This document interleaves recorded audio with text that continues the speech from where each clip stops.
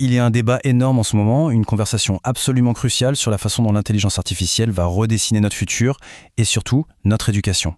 C'est une question qui va vraiment au cœur de la manière dont on apprend, dont on réfléchit, dont on crée. Alors allons voir ça de plus près.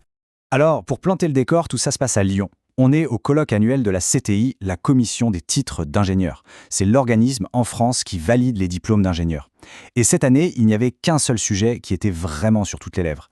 Comment on intègre l'IA dans les écoles et dans la formation des ingénieurs de demain. Et dès le départ, la présidente de la CTI, Claire Perratou, a posé les bases. Ce qui est super intéressant, c'est les mots qu'elle choisit, compétent, créatif et surtout éthiquement responsable. Le message est limpide, ce n'est pas juste un enjeu de technologie, c'est bien plus profond que ça, c'est une question d'éthique et de responsabilité. Et là, on touche vraiment au cœur du débat. C'est une question fondamentale en fait, sur la nature même de ce que veut dire apprendre à l'ère de l'IA. Est-ce que c'est juste un nouvel outil super puissant, ou est-ce que ça pourrait au contraire finir par nous empêcher de réfléchir par nous-mêmes ? Cette question, elle est cash, elle est provocatrice, et elle vient de Catherine Tessier, une chercheuse reconnue de l'ONERA.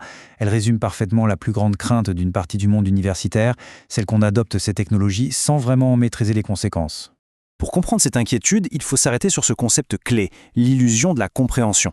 Ce que Catherine Tessier explique, c'est que l'IA déconnecte le résultat, la réponse, de l'effort intellectuel qu'il faut pour y arriver.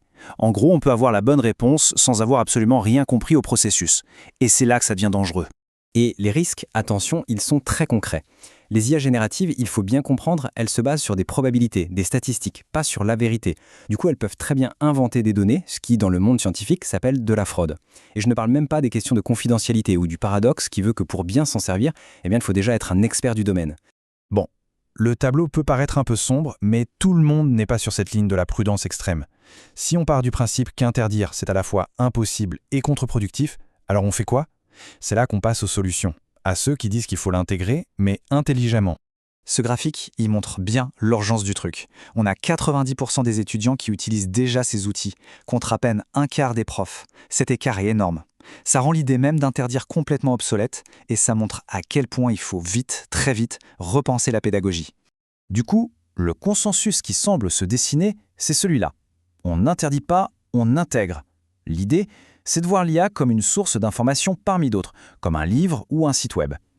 Et on doit apprendre aux étudiants à l'analyser, à la critiquer, à vérifier ses résultats. L'objectif, c'est de muscler leur esprit critique face à cet outil. Le chercheur Samuel Nowakowski, lui, propose une sorte de feuille de route en 3 points. D'abord, comprendre comment ça marche, la mécanique, pour ne pas être naïf. Ensuite, saisir le contexte. Quels sont les modèles économiques derrière ? Quel impact sur la société ? Et enfin, et c'est crucial, établir une véritable culture de l'IA, qui prend en compte ses limites, notamment éthiques et environnementales. D'accord, ça, c'est la grande stratégie. Mais maintenant, très concrètement, au quotidien, qu'est-ce que ça veut dire pour un étudiant ? Comment utiliser ces outils de façon responsable ? Le professeur Yves Deville a mis ça noir sur blanc avec 3 règles de base. La première, la responsabilité. Ce n'est pas la machine, c'est l'étudiant qui est responsable à 100% de ce qu'il produit. La deuxième, la transparence. Il faut pouvoir expliquer pourquoi on a utilisé l'IA et comment. Et la troisième, c'est le respect du droit d'auteur, la base de toute démarche scientifique sérieuse. Parce que, en fait, ce débat qui agite les universités n'est que le reflet d'une tension bien plus grande qui traverse toute notre société. Les conséquences, elles, sont déjà bien réelles pour l'industrie et pour notre planète. D'un côté, on a la promesse économique. Soprasteria, un géant du secteur, le dit clairement. L'IA, ça leur fait déjà gagner 10% de productivité dans le développement de logiciels. C'est un argument de poids, évidemment, qui pousse à adopter ces technologies massivement et rapidement. Mais de l'autre côté, il y a le revers de la médaille. Et ce qui est incroyable, c'est que l'avertissement le plus sévère vient de la même entreprise. Le directeur du programme IA de Soprasteria, Yves Nicolas, qualifie l'impact de l'IA générative de désastre climatique. On est face à un véritable choc frontal entre la promesse et la réalité. Voilà, on se retrouve vraiment face à ce grand écart, ce dilemme fondamental de l'IA. D'un côté, une efficacité, une créativité, une puissance de calcul jamais vue, et de l'autre, une empreinte carbone monstrueuse et des risques économiques et sociaux gigantesques. C'est tout le paradoxe de notre époque qui est résumé ici. Au fond, la question qui est posée à ces futurs ingénieurs, c'est la même qui nous est posée à tous. On a entre les mains une puissance absolument extraordinaire. La question c'est, qu'est-ce qu'on va en faire ? Est-ce qu'on va s'en servir pour bâtir une société plus juste, plus durable, ou juste une machine plus efficace ?